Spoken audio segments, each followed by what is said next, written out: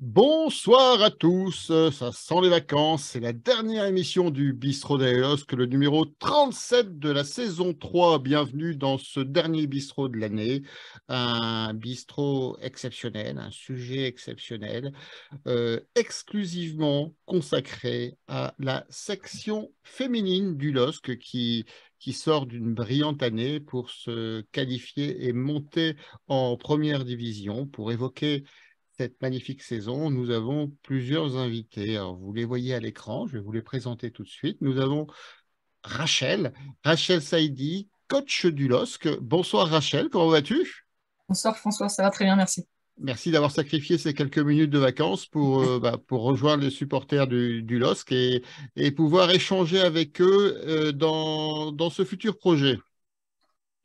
Nous avons également avec nous Arnaud, supporter et notamment supporter assidu de la section féminine. Bonsoir Arnaud, comment vas-tu? Bonsoir François, tout va très bien. Ravi d'être avec vous ce soir Alors, pour parler de ce beau sujet des nous, féminines. nous avions un troisième invité spécialiste de la section féminine. Et comment est-il? C'était Patrick Robert. Patrick Robert, qui est président de l'association LOSC et qui essaye désespérément de se connecter. Alors, je crois que ça commence à arriver. Mais donc, on va le recevoir. Pour, pour l'instant, on a l'image, on a le son, mais on n'a pas encore Patrick. Faut que tu coupes le deuxième, François. Le deuxième profil, faut que tu le coupes. D'accord. Tu le vois ou pas? Moi, je peux pas le faire. Bonsoir à tous. Bouge pas. Bonsoir Patrick. Bonsoir Patrick. Alors juste Bonsoir, Moi, je viens de loin.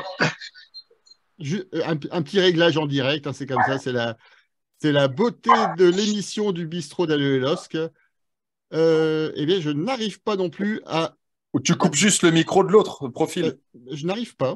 Je n'arrive pas. En haut à droite, sur les trois boutons, tu dois pouvoir l'éteindre. Alors, Ouais, c'est bon. C'est bon. C'est bon. Ça c'est fait. Super. Voilà. Donc, une émission qui démarre sur le chapeau de roue. Donc, troisième invité, vous le voyez. Il est présent avec nous. C'est Patrick Robert. Bonsoir Patrick, président de la bonsoir François, bonsoir à tous. Désolé pour le retard, mais je viens de loin. Oui, je sais, tu as sacrifié toi aussi quelques minutes de vacances et c'est très gentil d'être avec nous pour ce soir, pour ce rendez-vous de ce soir. Nous avons également présent dans cette émission deux habitués du bistrot, deux piliers que vous connaissez. Julien des Dogs de Paris. Bonsoir Julien. Bonsoir à toutes et à tous. Très, très heureux d'être là, encore plus que d'habitude. Voilà, donc les Dogs de Paris, qui est une des sections qui suit le plus les filles, notamment à l'extérieur, parce que le calendrier fait que la section féminine joue souvent en région parisienne.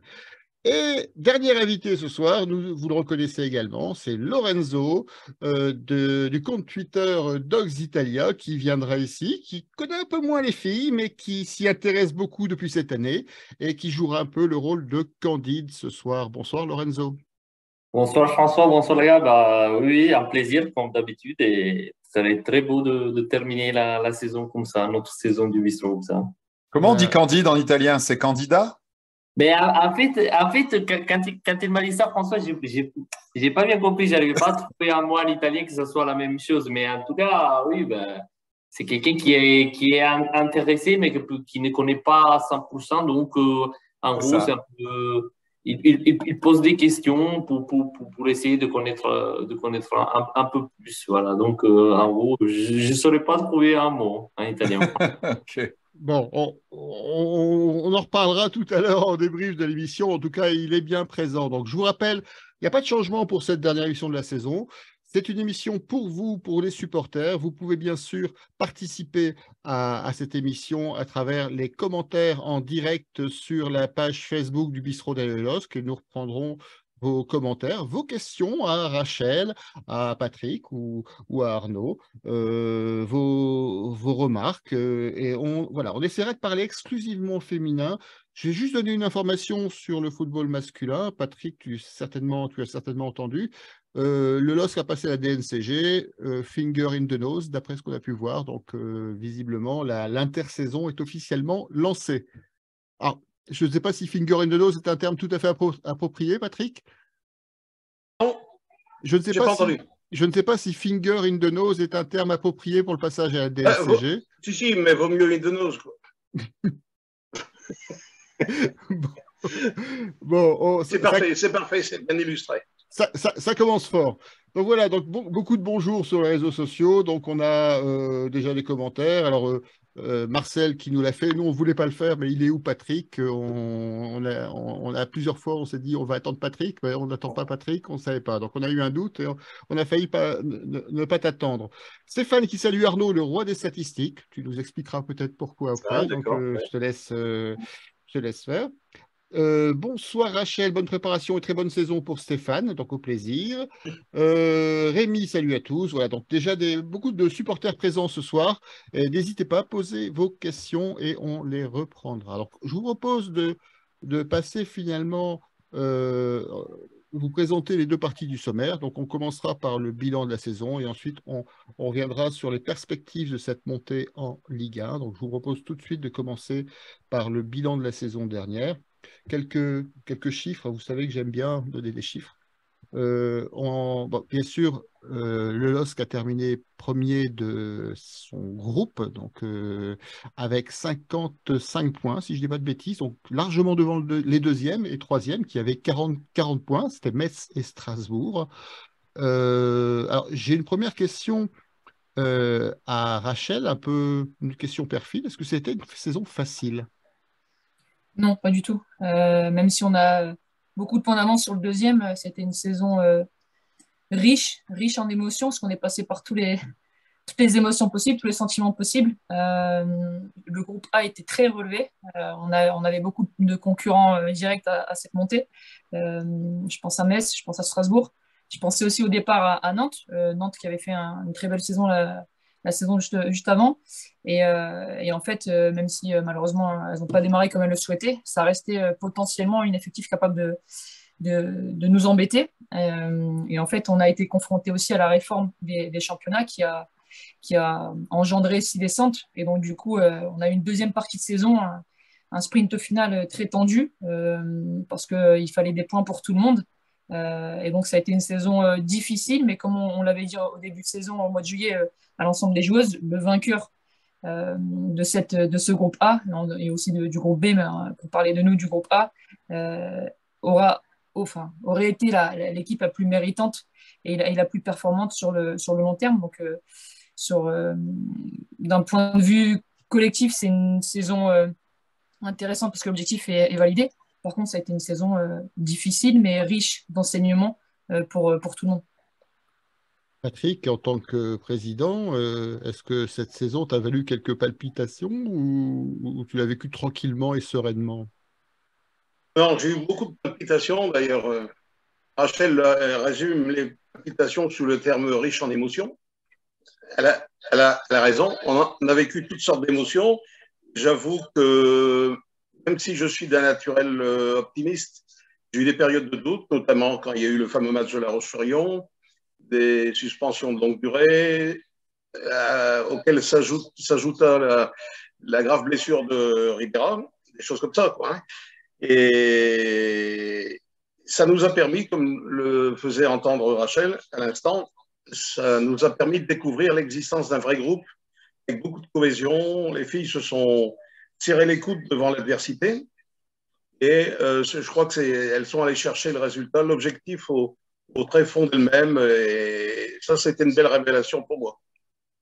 Alors, Arnaud, toi qui les suis depuis quelques années maintenant, comment tu as vécu cette saison après finalement les échecs précédents? Je pense que sur les 3 dernières saisons, l'équipe féminine a terminé 3e, 4e et 3e, donc, et notamment l'année dernière, la montée est ratée de assez peu de choses. En fait, oui, il y avait eu des frustrations aussi les saisons précédentes parce qu'il y avait eu le Covid aussi qui avait interrompu deux championnats. Donc, dont un qu'on avait très bien démarré. Enfin, je dis on, moi je je suis pas sur le terrain et je suis pas sur le banc, mais je m'associe par l'esprit aux performances des joueuses et du staff. Donc une saison qui avait été notamment frustrante parce que on avait arrêté les compétitions alors qu'elles n'étaient pas arrêtées pour d'autres sports de même niveau. La saison dernière, bah oui, on avait eu aussi, c'était une belle saison, mais finalement, il manquait quelques éléments, peut-être à mes yeux, de l'expérience dans le groupe pour la gestion des émotions par moment. Et moi, ce qui m'a frappé très vite, c'est dès les matchs amicaux, c'est de voir qu'il y avait un groupe qui était remarquablement construit, remarquablement étoffé, avec chaque poste qui était doublé et de l'expérience qui était venue renforcer l'équipe. Et je pense que ça a été aussi un facteur de réussite cette saison. Il y a eu beaucoup de mouvements à l'intersaison, Rachel? On a dû renforcer ce groupe qui était jeune, comme Arnaud vient de le dire. Donc, on a été chercher des profils un peu plus matures par l'âge, mais aussi par l'expérience en D1, voire les joueuses de D2 confirmées.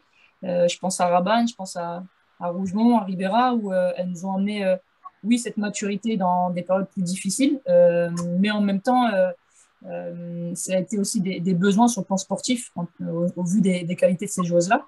Donc, le groupe était plus étoffé, ce qui m'a permis aussi à moi de maintenir une certaine exigence en continuité, puisque même s'il y avait bonne performance ce week-end, les compteurs étaient remis à zéro le lendemain pour la semaine de travail, et c'est ce qui a fait du bien, je pense, à tout le monde aussi. Et malgré les différentes épreuves qu'on citait tout à l'heure, en fait, on n'a pas été inquiété sur le manque de qualité dans le groupe, malgré les suspendus, malgré la blessure. Donc ça, c'était aussi un élément fort. Contrairement à Metz, qui disposait d'un très beau 11 en termes de qualité individuelle. Elle a bâti un beau 11, un 11 performant.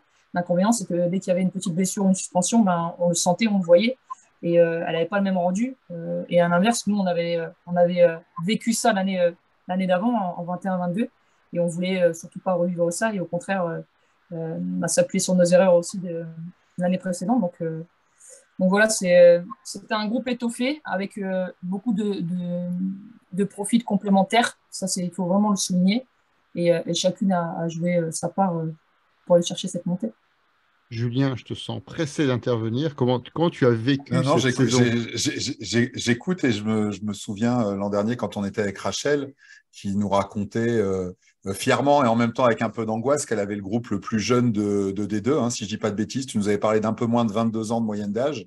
Et donc là, avec ces 5 joueuses qui sont arrivées et qui ont à peu près toute la trentaine ou un peu plus, j'imagine que ça montait un peu la moyenne d'âge. C'est ça qui manquait, c'était ça le bilan en fin de saison dernière, quand vous finissez 3e et que vous ratez finalement à pas grand-chose la montée? En fait, on rate la montée dans le dernier sprint. Dans le dernier sprint, mais en analysant la saison, en fait, je me suis rendu compte que, de par ce que moi j'avais vécu en tant que joueuse et de par ce que je venais de vivre 3 années avec le club en tant qu'entraîneur, c'est pas le dernier sprint, c'est pas les 5 derniers matchs les plus importants, c'est l'avant-dernier. Et c'est là où, chez les féminines en D2, tu commences à perdre des points bêtement, ou à contrario, tu commences à prendre un petit temps d'avance sur les adversaires directs. Et nous, on se focalisait depuis quelques temps sur ces 5 derniers matchs, alors que la réalité, c'était sur cette avant-dernière partie.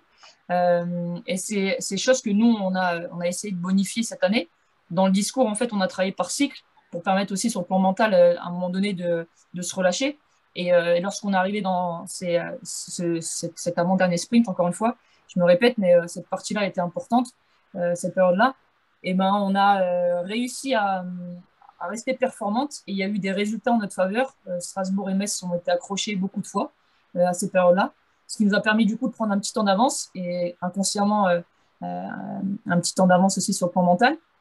Et au final, on a réussi à bonifier ça dans les derniers matchs et dans les 5 dernières journées.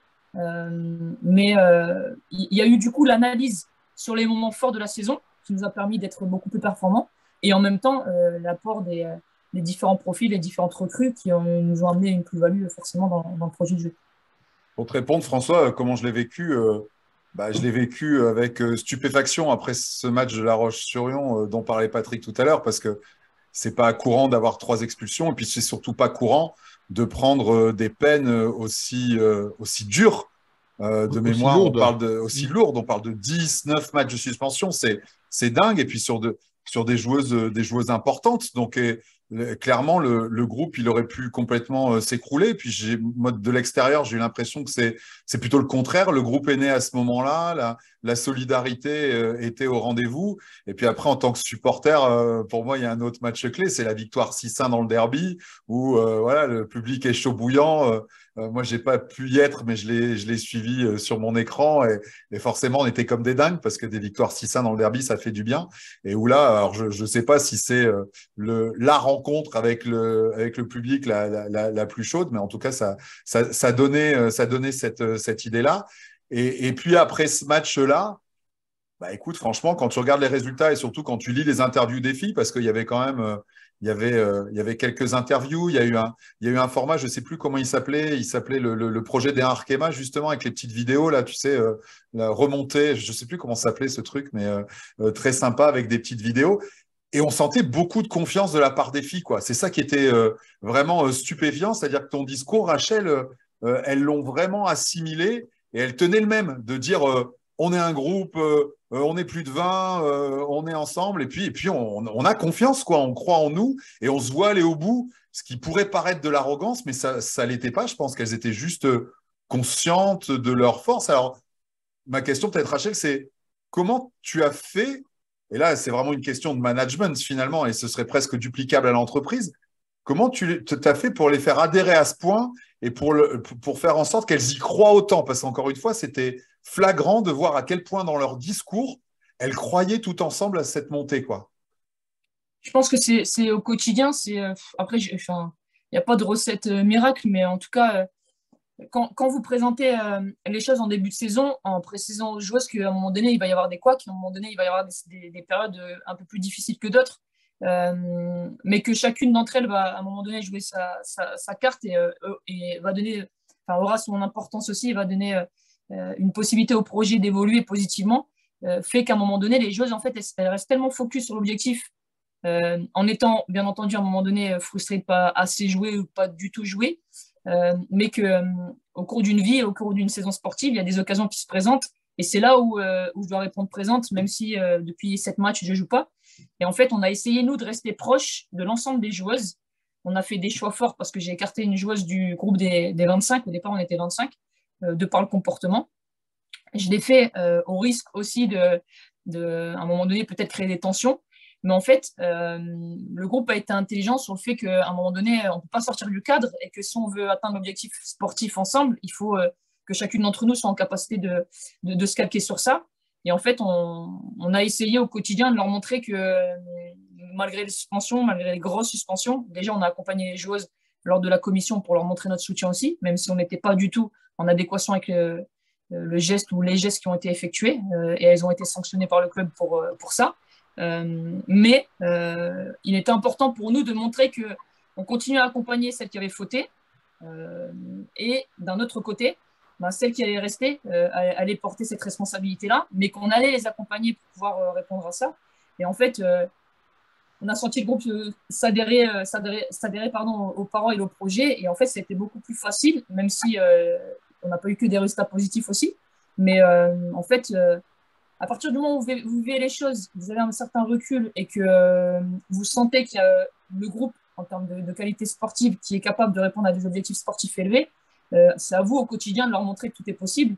Et en fait, on n'a pas arrêté d'essayer d'innover lors des séances d'entraînement pour garder vraiment les joueuses qui étaient sans concurrence, en tout cas avec moins de concurrence, éveillées. Ça, c'était le plus gros point sur lequel on s'est appuyé. Des matchs amicaux aussi. Est-ce que tu avais prévu d'en faire autant des matchs amicaux? C'est pas aussi pour les suspensions, non, pour les faire jouer? Tout à fait. On a reglissé beaucoup de matchs amicaux pour pouvoir réintégrer et rééveiller les joueuses qui étaient suspendues, tout en leur permettant du coup de regoûter à la compète, même si c'était une compète amicale, et en même temps de permettre à celles qui jouaient pour nous et avec nous de se dire attention, il y a bientôt les retours de suspension qui vont arriver. Donc, à toi de reconfirmer, à toi de t'imposer pour garder ce petit temps d'avance que tu as sur ces suspendus-là. Et en fait, ça a été un jeu d'éveil au quotidien et ça a fonctionné cette saison. Maintenant, on a bien les pieds sur terre. On sait que la saison prochaine sera une saison encore plus difficile, mais ça nous a fait tous grandir, en fait. Franchement, en toute sincérité, ce qui s'est passé, moi, la première, ça m'a fait grandir dans le management, dans la façon de gérer ces événements-là. Et ça, peut-être permis de déclencher ce déclic qui nous a permis de rester encore plus compact et soudé à l'intérieur du groupe. Alors, il y a quelques réactions sur les réseaux sociaux. Il y a un membre des Dogs Pompons qui salue et qui précise qu'ils viennent souvent voir donc l'équipe féminine. On a un membre des Dogs du Pas-de-Calais, il faut les appeler comme ça maintenant, qui vous ont suivi en fin de saison. C'est une nouvelle section de supporters qui vient de se créer, donc ils seront au rendez-vous l'année prochaine. Donc beaucoup de réactions qui saluent donc à la fois Rachel, Patrick, félicitations pour cette année, donc beaucoup de messages d'encouragement. Lorenzo, est-ce que tu veux entamer ton rôle de Candide? Est-ce qu'il y a une question qui te vient à l'esprit après ces premiers échanges et après cette Non, vision que tu as eue du football c'est bizarre féminin? parce que vous m'avez dit de réviser en gros, parce que je ne connaissais pas peut-être bien ce qui avait été le schéma cette année, mais franchement, sur les statistiques, tout ça, c'est vraiment rien à dire. J'imagine que c'était une saison vraiment une épopée, je dirais, parce que c'est arrivé vraiment comme ça, même si j'imagine, et je sais que c'est pas facile, même si on gagne le championnat avec cette distance. Et par rapport à ça, moi, je suis content de voir le LOSC en première division parce que moi, je considère le championnat français comme peut-être le meilleur en Europe avec l'Espagne, même si je ne sais pas par le Barça en Espagne si c'est vraiment si développé. En Italie encore, il y a le Milan ou la Juve qui essaye, mais on est loin. Donc, je suis content de voir le LOSC dans une ligue que j'imagine c'est une des meilleures. Moi, je regarde par exemple beaucoup de matchs de Ligue des Champions parce qu'ici en Italie, sur DAZN, ils passent la Ligue des Champions féminins. Et franchement, moi, je pense que voilà, le championnat français, c'est peut-être le meilleur. Donc, je suis content de voir le LOSC à ce niveau-là. Et non, moi, j'ai une question par rapport à ce que vous avez dit, vu que moi, j'écoutais comme quelqu'un qui ne connaissait pas peut-être trop bien. Et par rapport à ces matchs où il y a eu 3 cartons rouges, ouais, vous avez dit ça. Et il y a eu ils ont pris 9 matchs. Suspension de 10 matchs, ouais, c'est ça. Ouais. Moi, j'ai juste, qu'est-ce qui s'est passé pour prendre 10 matchs, tout ça, juste pour le situer, en fait. Voilà. Tu veux remuer le couteau dans la plaie, écoute. Ben non, mais c'est intéressant parce qu'il y a des questions là-dessus, puis tout le monde n'a pas cette connaissance très précise en fait de ce qui s'est passé cette saison. Qu'est-ce qu'il y a eu? Il y a eu des incidents, il y a eu un traquenard, comment ça s'est passé? Et il y a un supporter des DDP qui était là qui dit que même avant la bagarre, c'était un peu tendu sur le bord du terrain. C'est ce qu'il écrit, Idriss, parce qu'il était là pendant le match. Moi, j'ai eu la chance d'évoluer contre La Roche en tant que joueuse plusieurs fois. Et j'ai rencontré aussi La Roche en tant qu'entraîneur lors de la Coupe de France, lorsque j'ai repris l'équipe en 2019 et depuis en D2. Et en fait, malheureusement, on a réussi à valider le titre en D1 donc en 2017. Et en fait, ça se joue entre nous et La Roche. On les accueille à la maison et on gagne 3-1 à l'époque sur le premier match, ce qui signifie qu'on monte en D1. Et en fait, on a un problème administratif qui nous oblige à rejouer le match contre cette même équipe. Donc, on rejoue une deuxième fois ce match pour la montée. On regagne une deuxième fois à la maison. Et depuis ce temps-là, en fait, c'est toujours un peu tendu lorsqu'on va à La Roche, malheureusement. À l'image des autres saisons, donc on est arrivé à La Roche dans un climat très tendu. On avait essayé de briefer les joueuses concernant ça, sans non plus appuyer toute la causerie sur ça, parce que le plus important, c'était de se concentrer sur le domaine sportif. Et en fait, tout le match, les joueuses se sont fait insulter par les supporters, un contexte qu'on peut rencontrer aussi partout. Et en fait, on n'a pas été capable de gérer nos émotions. Il y a eu de la frustration entre ce que nous, on a produit sur le terrain, parce que le premier problème, c'est sur le domaine sportif. On n'a pas fait une bonne prestation. On a perdu le match 4-2. Et à côté de ça, on se laisse déborder par les émotions, par un peu l'animosité qui gravite autour. Il y avait aussi un banc adverse qui parlait beaucoup à mes joueuses. Et en fait, on est sorti du cadre et il y a eu un accrochage entre une de mes joueuses et une joueuse de La Roche qui a envenimé le match. Et donc, du coup, ça c'est parti un peu en bousculade, quoi. Et du coup, l'arbitre a sorti ses cartons. Et en fait, il y a eu aussi un problème joueuse parce qu'elle a donné un carton à une joueuse qui ne faisait pas partie de l'accrochage. Donc, il y a eu un problème d'identité de joueuse. Donc, ça a pris des proportions assez importantes. Mais au final, nous, on est rentré à Lille avec 0 point, avec une défaite qui pouvait engendrer des problèmes. Et à côté de ça, on a eu aussi, du coup, 3 joueuses suspendues, avec, je répète, une joueuse qui a été suspendue pour rien parce qu'elle n'a pas participé à ce qui s'est passé. Mais voilà, ça nous a permis de se remettre le cerveau à l'endroit, d'apprendre de nos erreurs et surtout de rester encore plus unis face à tout ça. Il y a eu des suspensions également à La Roche ou c'est uniquement les Lilloises qui ont été Oui, il y a eu une suspension aussi. La joueuse qui est rentrée en altercation avec notre joueuse qui a été suspendue aussi, elle a pris 9 matchs. Donc voilà. Alors, Stéphane qui nous dit dans les commentaires, il fallait se méfier davantage, il y a toujours anguille sous roche. Donc voilà, elle est faite, on peut y aller. Patrick, il a fallu 3 ans pour remonter en D1 après la descente. Est-ce que, comme chez les garçons, c'est structurellement difficile de passer d'un étage à l'autre ou c'est simplement le hasard ou la malchance qui fait que ça a pris autant de temps? Non, il faut quand même souligner qu'il y a eu les années Covid, donc 2 championnats interrompus, qu'il y a aussi des sources de frustration, de déception, etc. Alors, pour reprendre ta question, il est évident que ça peut être comme chez les garçons. On peut rester très longtemps en D2. Après, la spécificité du football féminin à l'intérieur d'un club professionnel fait que la direction générale du club professionnel dit, bon, ok, on a un objectif, on s'y tient. On échoue. Après, la question se pose de la continuité de la section. Ici, on n'a pas eu le temps de se poser la question. Cette année, il a fallu faire un effort de recrutement bien dosé, bien pensé par Rachel et son staff.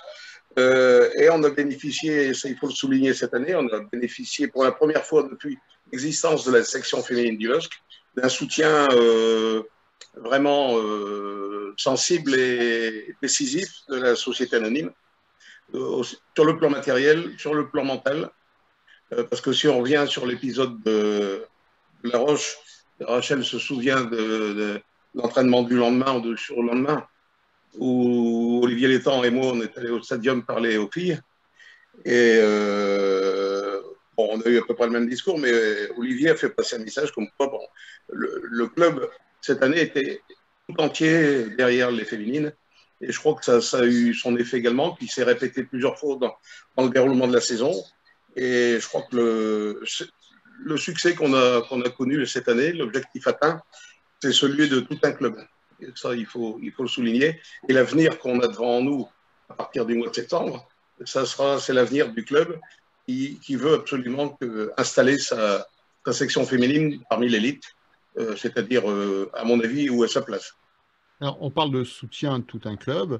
Il y a eu aussi cette année, j'espère que vous ne me contredirez pas, mais en tout cas un soutien populaire plus important peut-être que les autres années. Est-ce que c'est la montée qui a engendré ça? Est-ce que c'est le jeu des féminins, une ambiance un peu plus, des joueuses un peu plus abordables que les professionnels? Arnaud, toi qui assiste à beaucoup de matchs, notamment à domicile, est-ce que tu as ressenti cet engouement populaire, et notamment des sections qui étaient présentes en fin de saison et qui étaient présentes tant à domicile qu'à l'extérieur, quand on parlait des Dogs de Paris tout à l'heure? Ouais, il y a eu une montée en puissance en fait tout au long de la saison, hein, avec une stabilisation aussi dans un stade, ce qui était aussi important parce que jusqu'ici, il y avait, c'était une équipe qui tournait alors une fois à Luchin, une fois à Ouascal, le stade municipal de Canfin qui nous recevait parfaitement, mais qui est quand même un stade municipal de Canfin en Pévennes, donc c'est pas non plus le stadium. Et là, il y a eu des nouvelles structures qui ont été mises en place avec le terrain annexe du stadium, une vraie tribune, de quoi recevoir les supporters vraiment dans d'excellentes conditions.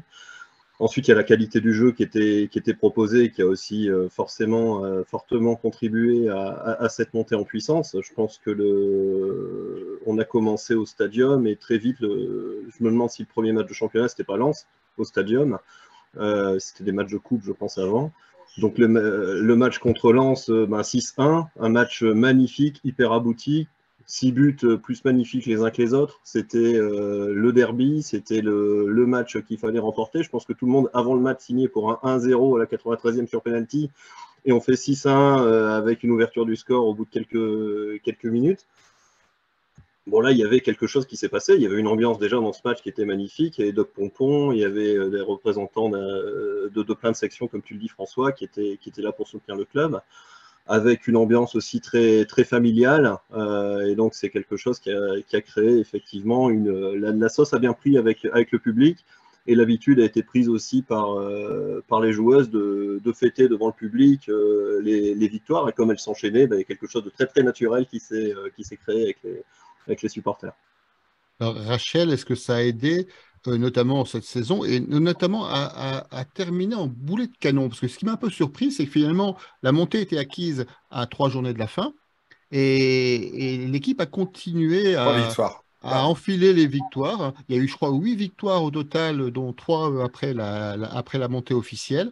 Alors, j'avais 2 questions. Est-ce que c'est lié justement à l'esprit, ou est-ce que vous vouliez aller chercher le titre? Alors, je ne vais pas revenir sur la façon de déterminer le titre de champion de D2 avec une formule mathématique alambiquée qui reprenait le nombre de points gagnés contre les équipes classées 2 à 5 de chaque poule. Alors, on a développé ça à plusieurs reprises à l'occasion du bistrot. Et c'est vrai que vous aviez encore la chance au dernier match de pouvoir être champion de D2, mais la victoire de Saint-Étienne finalement a tout empêché. Est-ce que c'était un vrai objectif, ce titre, ou est-ce que c'était simplement vous vouliez terminer en beauté et vous vouliez terminer sur la lancée? J'ai jamais évoqué en causerie le système mathématique qui nous pousserait à finir championne de D2 parce que je trouve ça complètement absurde parce que le niveau des groupes était différent et en fait ce qui aurait été logique c'était de faire une finale entre les deux vainqueurs des deux groupes. Tant sur le plan sportif ça aurait été intéressant de pouvoir se juger aussi aux champions de l'autre groupe que tant sur la coupe, enfin la reconnaissance de la coupe. Mais bon, c'est encore une fois le football féminin qui a des années de retard sur ça. Mais non, c'est ce que je disais aux filles en fait, c'est que dans le football en fait tout s'efface très vite et on a tendance à garder que les souvenirs proches et que même si on avait réussi à remplir l'objectif de remonter en D1 Arkema, les gens allaient s'appuyer sur les dernières images qu'on allait avoir de nous. Les dernières images, c'était nos matchs à domicile. Et donc, on avait tous à cœur de finir que sur des victoires. Il y avait ce premier argument-là. Le deuxième argument, c'était aussi faire le travail vis-à-vis des autres clubs qui jouaient le maintien aussi. Il ne fallait pas fausser aussi ce championnat qui était très, très tendu pour tout le monde. Et je ne me voyais pas, en fait, et vous l'avez vu dans la gestion d'effectifs, donner du temps de jeu à celles qui n'en avaient pas du tout eu ou autre. Pourtant, je sais que certaines auraient apprécié en avoir, mais je voulais rester compétitive et surtout, encore une fois, renvoyer une bonne image et faire le travail pour les autres qui luttaient pour le maintien. Maintenant, le football est difficile parce que, je vous dis, tout s'efface en claquant des doigts, ce qu'on n'arrêtait pas de répéter aux joueuses. Pourtant, on a abordé les derniers matchs, et je pense à Brest, dans des contextes très difficiles. Parce qu'en fait, on avait le contre-coup de la montée, donc on avait eu l'opportunité de fêter ça avec le club à travers différentes cérémonies lors du match d'Ajaccio pour les garçons, etc. C'était extraordinaire et ça restera des très bons souvenirs. Mais en même temps, moi, j'avais à ce moment-là démarré aussi les entretiens individuels pour gagner aussi un peu de temps. Donc, les filles sont restées professionnelles jusqu'au bout, mais non, en tout cas, on n'a jamais évoqué, enfin moi personnellement, j'ai jamais évoqué aux filles cette possibilité mathématique de pouvoir remporter officiellement le titre. Toi, Patrick, tu avais acheté une calculette pour mesurer toutes les chances de l'équipe? C'est vrai que le titre, on y pensait d'une façon tout à fait secondaire.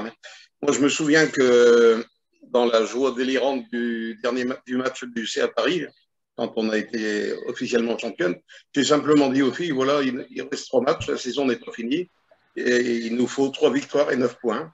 Elles ont fait le boulot consciencieusement. Et comme disait Rachel, malgré avant Brest, les entretiens qui étaient commencés et qui n'étaient pas favorables à tout le monde. Donc, encore une fois, un grand coup de chapeau au groupe. Ok, bah écoute, il y a quelques questions, donc je vais les poser, ça permettra de faire une transition entre cette première partie et la deuxième partie, c'est les perspectives pour la saison prochaine. J'en ai juste une sur le stadium, comme c'était le Vas-y. sujet, je pense qu'on n'y reviendra plus. Je voudrais savoir à quel point, Patrick, il a participé au plan de la tribune et en particulier du clubhouse, parce que quand je vois la qualité du clubhouse, les tireuses à bière, Patrick, j'ai l'impression qu'il y a ta convivialité qui est derrière tout ça, non? Ah, c'est vrai que c'est un bel outil. Non, T'appelles ça un je- bel outil? Moi, je trouve que ça part. non, mais comme disait Arnaud tout à l'heure, on a connu le clubhouse de Canfin-en-Pévèle, où on était très bien, mais bon, il fallait absolument franchir un échelon, surtout dans la perspective de l'année prochaine. Bon, cela dit, tout n'est pas pour autant parfait au stadium. Si j'avais dessiné les plans de la tribune, peut-être que j'aurais apporté quelques modifications, mais on va travailler là-dessus là, pendant l'intersaison. Tu aurais rajouté des pompes à bière, c'est ça? Non, non, non, mais de toute façon, du côté de la bière, on touche à rien. Ok. Et en parti. tout cas, ce qui est génial, c'est que l'offre en restauration et en bière sera mieux qu'au grand stade Decathlon Absolument. Arena. Donc, c'est Absolument. incroyable, incroyable. Alors, C'est une fierté. beaucoup de félicitations. Donc, Valentino, le jeu féminin de nos Lilloises est très plaisant. Je crois en vous en D1. Avoir assisté à la montée avec le groupe des DDP, ça restera gravé à jamais. Donc, ça, c'est Idriss qui évoque ça. Voilà, on va passer à cette Enfin, deuxième. moi, j'ai juste une question, vu que vous parlez du stade et que, comme on disait, je pense, la semaine dernière, il y a 2 semaines, il va y avoir des matchs qu'ils ont télévisés l'année prochaine en D1. Il n'y a pas moyen qu'il y ait des matchs des féminines qui sont joués à la Decathlon Arena, c'est impossible. On va demander à Patrick ça. Ben, tu veux vraiment, tu es pressé dans cette deuxième partie, hein, ça faisait partie des sujets. Effectivement, Non, vu que vous parlez on peut du stade. l'aborder. Voilà, On peut l'aborder tout de suite parce que Olivier Bon. Letton en a parlé d'ailleurs des matchs possibles au stade Pierre-Mauroy. Ou Oui, à oui, Decathlon bon. Arena, pardon. C'est vrai que le coup est parti de la bouche d'Olivier Létang et au moins ça peut être considéré comme une parole officielle. Cela dit, c'est pas pour autant que ça va se faire aussi facilement. Encore une fois, on est locataire du stade Pierre-Mauroy avec tous les inconvénients que ça comporte. Ensuite, il ne faut pas oublier que l'AD Arkema va jouer a priori le samedi après-midi. Il faut voir les possibilités de calendrier parce que ouvrir le stade pour un match féminin, je crois que c'est exclu. Mais travailler sur un projet de levée de rideau ou de baissée de rideau, ça peut être plus envisageable. Mais il faut beaucoup de conjonction entre la date, l'heure, le calendrier, etc. Et, La meilleure chose, ce serait le match des garçons à 17h le dimanche et le match des filles, par exemple, qui serait l'affiche de la journée le dimanche dans le match de dimanche 21h, par exemple. oui, pourquoi pas. Pourquoi pas. Là, tu es sur la même journée, les filles jouent après les garçons, donc on n'est pas dans une protection de la pelouse, machin. Là, il y a peut-être un truc à jouer sur un dimanche. Ah oui, non, mais je crois que le projet va être étudié. Hein, mais encore une fois, Olivier Létang a dit qu'il y aurait au moins 2 matchs au stade Pierre-Mauroy. Acceptons-en l'augure. C'est lui le patron, tout au moins du LOSC, mais pas du stade, malheureusement. Rachel, En tout cas, Julien, si on est européenne, il n'y aura pas beaucoup de matchs le samedi jusqu'en décembre. Hein, si tu es en phase de poule. Oui, c'est vrai. Il y aura beaucoup de matchs le dimanche, donc ça pourrait se beaucoup de jouer. matchs Il le suffit dimanche. que le tirage donne un LOSC PSG ou LOSC Olympique Lyonnais un dimanche comme affiche sur Canal Foot Plus, là, et il y a un truc à jouer. Hein. Tu as raison, Oui. t'as raison, parce qu'en jouant le jeudi, en Coupe d'Europe, forcément, on jouera beaucoup le dimanche, tu as raison. Rachel, ça a fait rêver ce genre Elle de sourit, situation. Rachel, quand on dit ça, hein, t'as vu? Ouais, complètement. Ça fait rêver toute joueuse et tout staff de pouvoir travailler dans des conditions comme Decathlon Arena. Maintenant, ça reste des hypothèses et j'espère que le club arrivera à trouver les bonnes solutions pour nous permettre de bénéficier, au-delà des conditions de travail, aussi du public, parce qu'on l'a vu, nous, à un degré moindre qu'au niveau du stadium. Déjà, lorsque les sections de supporters viennent nous pousser, à un moment donné, ça apporte quelque chose de plus. Et on l'a vu sur le derby. C'était la première fois où il y avait un tel engouement, une telle ambiance. Et ça s'est résumé sur le terrain, même si là, les adversaires sont différents parce que si on a la chance de jouer là-bas, ce sera contre le PSG et Lyon, c'est très certainement. Donc, des plus grosses écuries. Mais malgré tout, pour avoir vécu un derby au Stade Bollaert il y a 2 ans, c'est des beaux souvenirs qu'on garde à tout jamais et j'espère que j'aurai la chance de vivre ça avec mon club. Bah, c'est aussi un formidable vecteur de soutien pour l'équipe féminine, de faire connaître le football féminin à des supporters qui viennent aujourd'hui pas voir les féminines. Là, jouer dans un stade comme le Decathlon Arena, en visibilité, c'est phénoménal. C'est super pour les sponsors. Je suis également sponsor, donc ce serait une super nouvelle pour tout le monde. Le seul problème, ce que je trouve un peu bizarre, c'est que on est quand même là dans ces trucs pour essayer de développer le football auprès des enfants et en particulier des petites filles, avec des affiches le vendredi et le dimanche à 21h, c'est peut-être un peu tard, quoi. Mais bon. Ouais. Donc c'est bien pour les adultes, c'est moins bien pour les enfants. C'est vrai, parce qu'aujourd'hui, c'est un public très très familial qui vient, qui vient voir les filles. Moi, je l'ai déjà dit, j'y vais avec mon fils quand on va voir, voir les filles. Bah oui. Et c'est un peu en contradiction, je suis d'accord avec toi, Julien. Ouais. Et ensuite, moi, j'ajouterais une petite chose, c'est que, et je voudrais pas jouer les rabat-joie, surtout pas en cette période, mais c'est pas parce qu'on va recevoir Lyon et PSG que instantanément le Stade Pierre-Mauroy va se remplir. On est en France, faut pas l'oublier. Notre ami italien a eu la gentillesse de dire qu'on avait le meilleur championnat d'Europe. Bon, c'est gentil à lui. On verra bien. Imagine alors le débat. Pour moi, je le vois de dehors et ça me semble quand même que c'est un des championnats les plus importants quand je regarde les matchs du Lyon ou du PSG en Ligue des Champions. Parce qu'en Italie, à part les équipes où il y a eu de l'investissement, parce que comme le Milan, on la joue, mais après, la Ligue n'a pas du tout le même niveau. On n'a pas de Pour aller jusqu'au bout de mon idée, je dirais que, mettons qu'on est le meilleur championnat d'Europe, mais au niveau des spectateurs, on a certainement le pire. Parce que les affluences en D1 Arkema sont ridicules par rapport à d'autres pays, je pense à l'Angleterre surtout, mais aussi l'Allemagne, l'Espagne, etc. Donc voilà, il ne faut pas non plus payer le Stade Pierre-Mauroy pour accueillir 2500 personnes. Mais bon, ça, c'est une façon un petit peu... comment dirais-je, cynique de voir les choses peut-être. Ça peut se développer, j'espère que ça va se développer. Mais aujourd'hui, on a un stadium avec une jauge qui peut nous emmener avec le tour de terrain jusqu'à 1200, 1300 personnes, mettons. Je pense que ça, c'est pour commencer la DR Arkema, c'est une bonne chose. On peut réaliser cette affluence-là de façon régulière, pérenne sur la saison. Et puis, plus tard, il y a aussi la solution intermédiaire du terrain d'honneur du stadium. C'est combien la tribune c'est 1500 la tribune, c'est ça, à Luchin? À Luchin, elle fait 600 places. Ah, d'accord. Donc 1500 au total, c'est ça? Non, je ne parle pas de Luchin. Du stadium. Du stadium, pardon, excuse-moi. Du terrain annexe. Le stadium, le terrain principal est toujours en travaux. C'est prévu. Oui, toujours en travaux. Oh, c'est prévu à l'automne, je pense.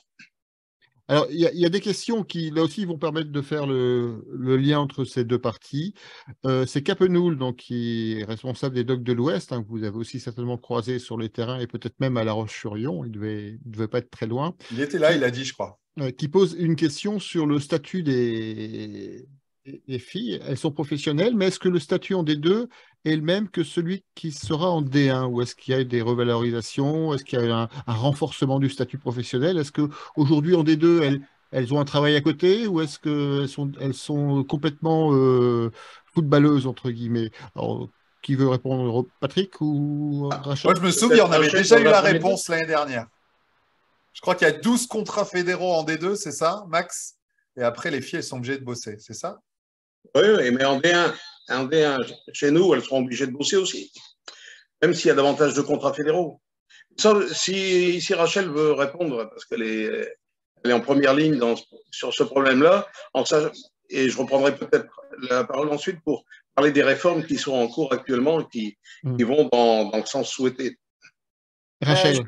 Julien, tu as une bonne mémoire parce que c'est exactement ça. En D2, on avait le droit qu'à 12 contrats fédéraux maximum, ce qui empêchait les clubs de pouvoir davantage conforter les joueuses dans des conditions de travail optimales et notamment sur le plan financier. Mais là, en D1, on n'a plus de contraintes sur ça. On a même la possibilité d'allonger la durée des contrats. Donc ça, c'est un point, un critère important dans le fait d'avoir une équipe compétitive et surtout des joueuses qui puissent subvenir à leurs besoins à l'extérieur et qui ne doivent pas forcément concilier deux projets trop lourds. Maintenant, le président, il le résume bien aussi, c'est que Nous, au LOSC, on reste quand même dans cette volonté d'accompagner les joueuses dans le double projet. Alors, ce n'est pas obligatoire, mais pour celles qui le souhaitent, on les accompagne sur le domaine scolaire, sur le domaine professionnel, tout en sachant que cette saison pour la D1, grande majorité des joueuses seront sous contrat fédéral. Les joueuses ne sont pas encore reconnues comme professionnelles comme telles, même si avec la Ligue professionnelle, le président va vous en parler, ça va commencer à éclore. Mais en tout cas, pour la saison prochaine, on n'est plus limité au niveau des contrats fédéraux. La seule limite sera le budget de la section féminine, bien entendu. Mais c'est un point important pour faire évoluer encore une fois les conditions de travail pour les joueuses. Patrick, tu veux rebondir?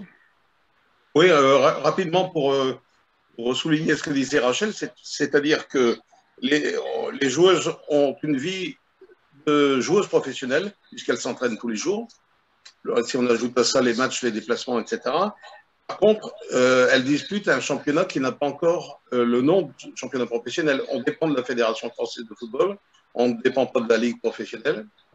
Et le jour, on peut même dire aux filles, bah, voilà, vous êtes professionnels, bravo, et il faut regarder le bulletin de salaire également. Il y a professionnels et professionnels. Donc aujourd'hui, il y a encore beaucoup à faire pour emmener les filles vers un véritable statut professionnel avec les avantages financiers qui vont avec. Tu peux nous donner un salaire moyen d'un contrat fédéral en D1, ce sera combien? Rachel? C'est aux alentours de 2300 bruts, grosso modo, en moyenne. Après, bien entendu, il y a les grosses écuries qui sont sur des salaires beaucoup plus conséquents, mais si on prend la moitié basse de la D1 au niveau du classement, ben, on tourne dans ces eaux-là. D'accord, donc c'est 2000 bruts et auxquels viennent s'ajouter un complément de salaire pour celles qui travaillent à côté en plus, c'est ça? Oui, tout à fait. Un modèle, j'aimerais juste parler d'elle parce que je trouve ça incroyable et génial. C'est Agathe Olivier parce que c'est elle qui nous a beaucoup fait vivre l'épopée cette année avec ses articles sur LOSC.fr.